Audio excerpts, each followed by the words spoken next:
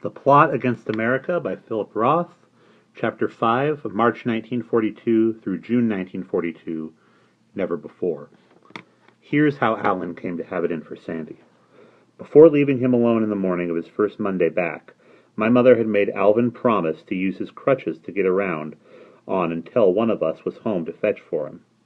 But Alvin so despised being on crutches that he refused even by himself to submit to the stability they provided.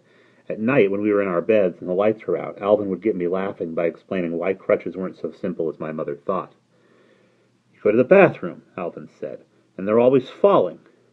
They're always clattering. They're always making a fucking noise. You go to the bathroom, you've got these crutches, you try to get to your cock, and you can't get to your cock because your crutches are in the way. You got to get rid of the crutches. Then you're standing on one leg.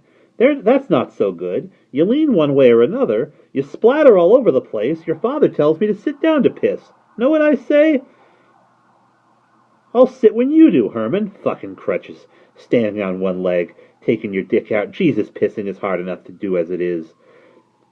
I'm laughing uncontrollably now, not only because the story is especially funny, as he half whispers it in the darkened room, but because never before has a man revealed himself to me in this way, using the prohibited words so freely, and openly cracking toilet jokes. "Come on," Alvin says.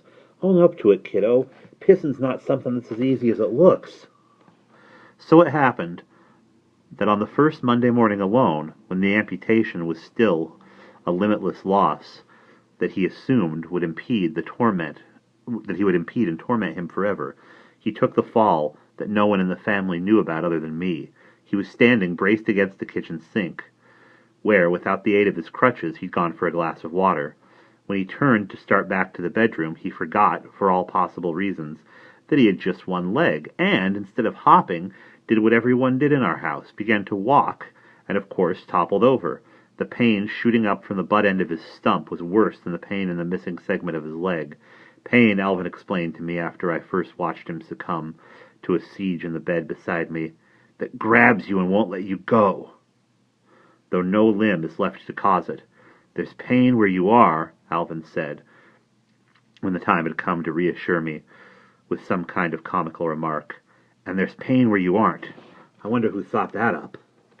The English hospital gave the amputees morphine to control the pain. "You're always calling for it," Alvin told me. "And whenever you do, they give it to you. You push a button for the nurse, and when she gets to you, you tell her, 'Morphine, morphine,' and then you're pretty much out of it." "How much does it hurt in the hospital?" I asked him. "It was no fun, kiddo." "Was that the worst pain you ever had?" "Worst pain I ever had," he replied, "was when my father closed the door of the car on my finger when I was 6 years old." He laughed, and so I laughed. "My father said, when he saw me crying like hell, this little stinker about that high, my father said, 'Stop crying, that doesn't do any good.'" Quietly laughing again, Alvin said, "And that's probably the worst than the pain. My last memory of him, too. Later that day, he keeled over and died."